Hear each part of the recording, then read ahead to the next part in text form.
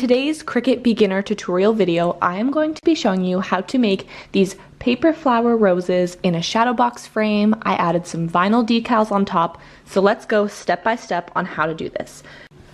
For today's tutorial, you are going to need cardstock, a hot glue gun with little hot glue sticks, your Cricut mat. The tools I am using are my weeding tool, my scissors, as well as my scraper. I have some permanent vinyl to put on top of my shadow box, and you're going to need a shadow box of your choice as well. Some contact paper, and you're ready to go. First, we are going to start off on Pinterest. I will leave the link in the bio right down below to where I got this free SVG file for the flowers. This is for personal use only, so just click the link below. It's a lot easier than doing the steps yourself here, but I'm just showing you how I actually downloaded it. All I had to do was press on it, and then scroll down to the bottom of this page, press on the little URL there, and it actually just jumped right over to the SVG file, which I was able to hit just save as and download that way.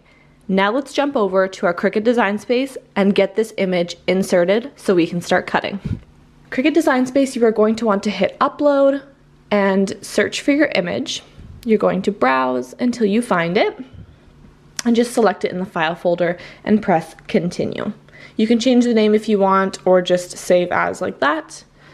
And then in the next screen here, you're just going to press on it and hit insert image. This will send it over to your Cricut Design Space here. Now just adjust the sizing to how you would like it. For the page that I'm doing, I will be doing 2 flowers on each page. This is just my preference for the size I wanted.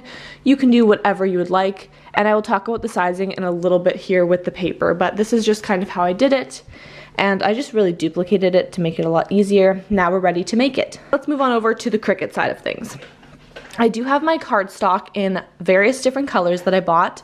My cardstock is 11 by 8.5, so I was able to fit 2 flowers on each of those with a little bit of extra cardstock at the end of each one.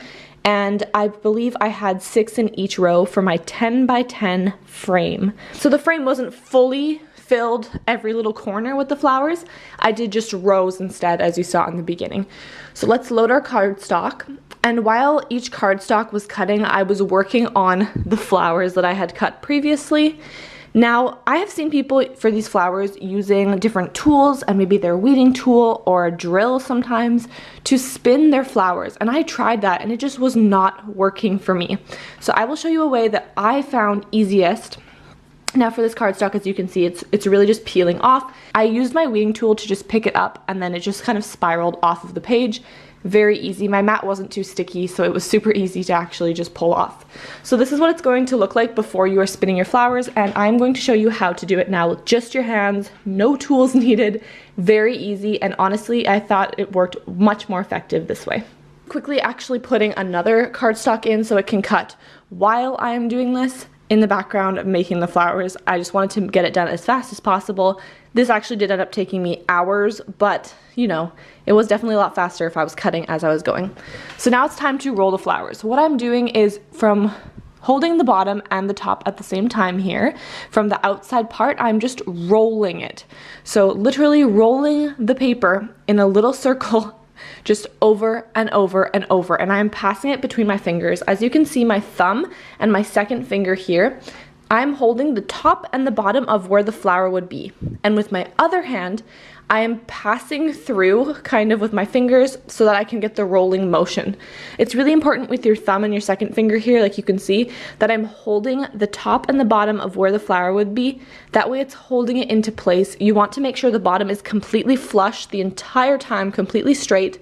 That way the flower can actually be there, because you are going to hot glue the bottom later on, so you need the bottom to be completely flat.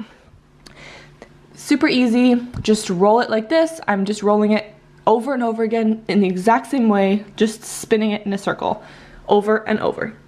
As you can see at the very end, we have 2 little bits here. One is just going to go as a petal, and the very bottom is like the cap for the bottom that you will hot glue later on. So once you let it go, it kind of bounces out, and you just push it back down. Super easy. I actually ended up leaving these overnight, so they did open up a lot. I do end up doing a couple different outfit changes in this video because I woke up at 3 a.m., pregnant mom life and couldn't sleep, so I came downstairs and started working some more on this project. It took many hours to do this project, so I kind of had to break up my time a little bit. Here I decided to arrange my flowers, so they are all formed now and ready to be hot glued together. So the first thing I wanted to do was set up the pattern that I wanted and make sure that they all fit in the frame. So that's just what I'm doing here, row by row, just having the little bit of shade of color change each row.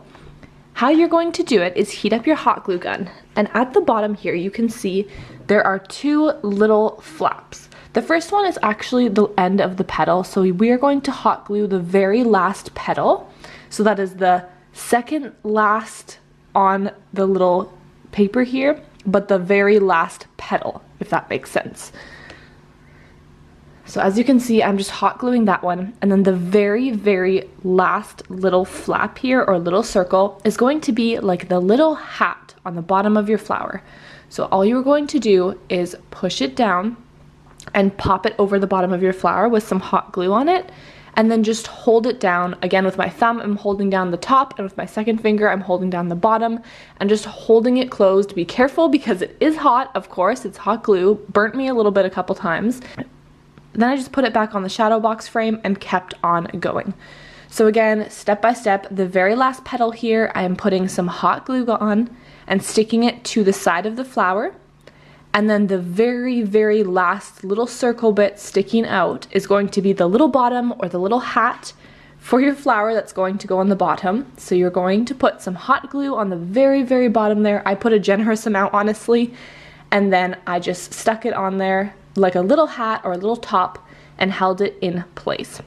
Once you've done all of those, then you are ready to hot glue the actual flowers to the background of your shadow box frame. Let's hop on over to that step. So now I'm just hot gluing it to the actual frame here.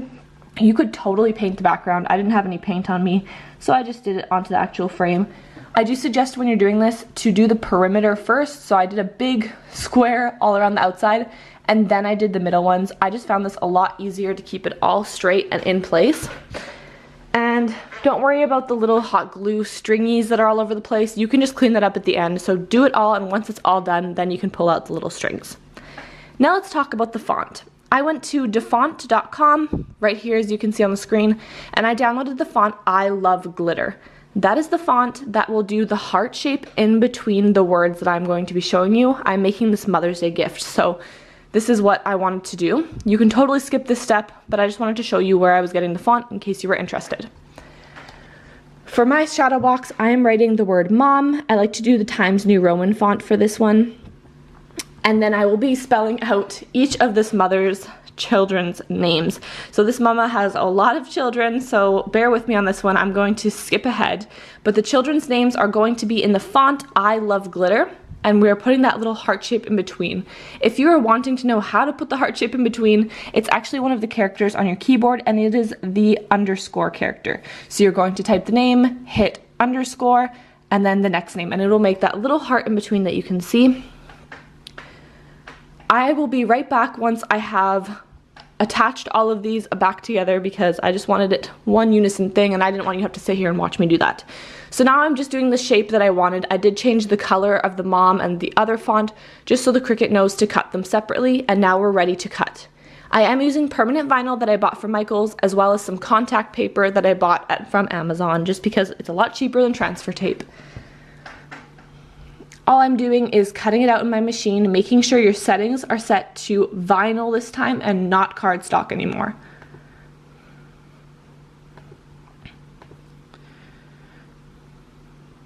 Once that is done, you are ready to weed your material. So I'm just weeding out the parts that I do not want, leaving me with the letters that I do want in the print there.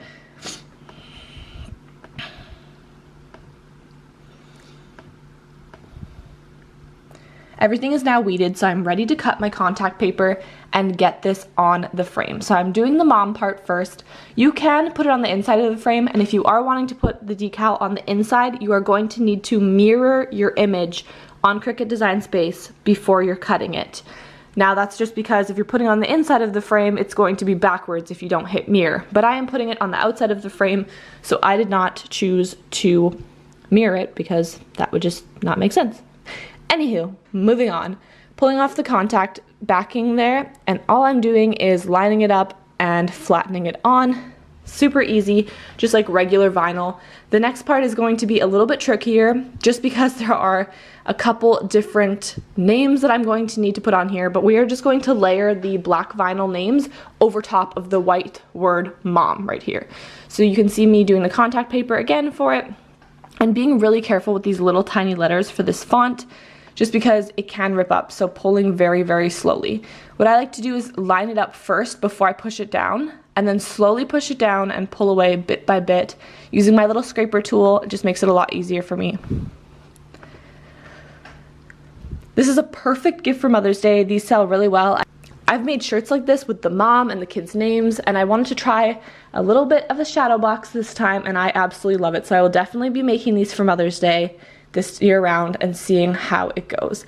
Thank you so much for watching. Hopefully you got a step-by-step on how to do this. This is a very beginner tutorial because I wanted to give every single step possible. If you're a little bit more advanced, I'm sorry if it was a bit repetitive, but for those beginners, yes, you can totally do this tutorial. I was a beginner and I was able to do it.